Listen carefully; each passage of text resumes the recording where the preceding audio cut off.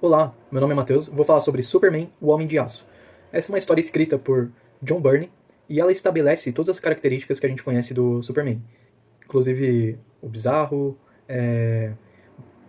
o Superman antes, ele tinha muitas kryptonitas. Então uma tirava o poder, a outra transformava em coisas aleatórias, o outro, sei lá, fazia várias coisas. Tinha várias, infinitas cores de kryptonita e cada uma agia de certa forma, de uma forma com ele. Então foi retirada essas kryptonitas, então tem histórias mais realistas.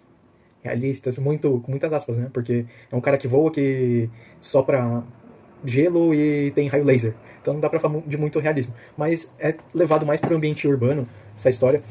Na primeira história, a gente tem a origem, a fatídica origem do Superman, com o povo lá de Krypton. É bem interessante.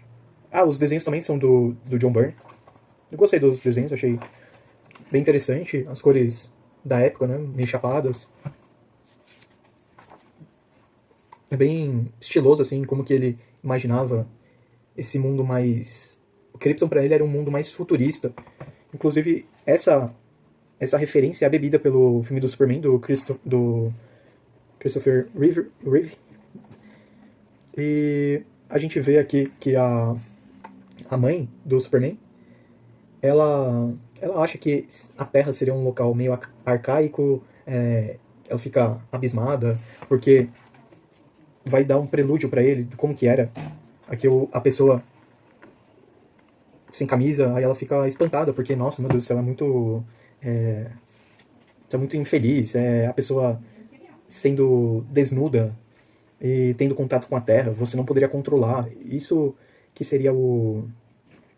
Aparentemente seria até uma referência ao Admirável Mundo Novo, né?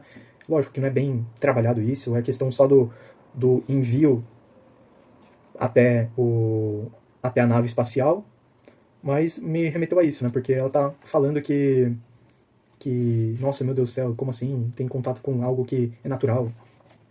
Mas aí já logo ele já é enviado pra Terra e já mostra ele jogando o futebol americano, e ele é muito bom nisso. E pro pai dele isso é um problema, porque aparentemente ele poderia, né, ele levanta suspeitas. Mas na verdade não seria bem isso. O pai dele conta pra ele todas as coisas que ele não vê desse planeta e tal.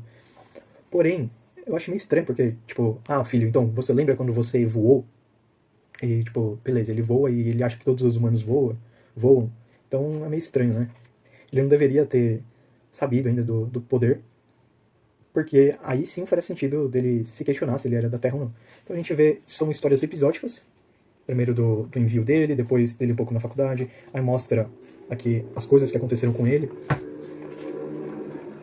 questão de dele estar ser atropelado por um boi, o pai dele mostra a nave espacial dele. Nossa, as coisas aqui, tem a revelação, nossa, que ele virou o Superman. Então ele descobre a Lois Lane, que a salva no, no avião que ela tava, no jato, sei lá. Acho que era uma nave espacial, não lembro direito o que é. Mas a salva, e então eles têm esse contato, né? Então aí o Clark vai falar para os pais dele que precisa de uma nova identidade para ele se separar, para ele ser anônimo. Então a mãe dele vai fazer o uniforme. E ele vai vestir esse uniforme, então, beleza. Furo do século. Tem essa uma outra história sobre a origem do Superman, que tem a Lois quer dar notícia primeiro, vai salvar umas pessoas enquanto isso. Eu achei a história bem legalzinho. Eu gostei, assim, pra mim é uma história sessão da tarde. Nota 6, 6,5, mas é divertida. Eu geralmente não gosto de histórias antigas, mas essa eu gostei. Então vai ter aqui o contato com o bandido, vai roubar a moça, vai falar pra ela baixar esse som também e tal. Então a Luz, ela vai querer dar a notícia primeiro, vai fazer de tudo pra entrevistá-lo, vai até mesmo se colocar em perigo pra isso, e uma outra pessoa dessa notícia, que seria o próprio Clark Kent, que seria o próprio Superman. E assim ele consegue a vaga como repórter, como jornalista do Planeta Diário. Então a gente vê também uma outra história, uma história dentro da história, vários fillers, né, de como ele conheceu o Batman. Essa história não vai respingar nas outras, mas é legalzinho, assim. Tipo, mostra que o Superman achava que o Batman era um fora da lei também, que ele precisaria ser contido. Mostra já a divergência deles desde o início. E eu achei bem interessante esse final, que tem uma vilã aqui. Gostei do finalzinho. Vou falar pra não estragar a experiência de vocês. Mas mostra um pouco da mecânica dos dois heróis, como eles funcionam. E aqui, Inimigo Jurado, conta um pouco mais da relação do Clark com a Lois e essa rixa.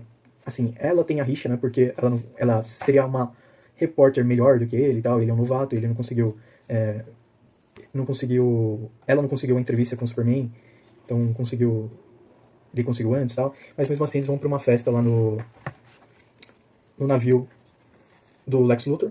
E acontece determinadas coisas, como mostra que o Luthor tá afim dela, porém ele meio que rejeita, e o Superman, o Luthor, ele faz meio que uma coisa pra ver até que ponto, até se realmente o Superman era tão super quanto diziam, e tem terroristas envolvidos.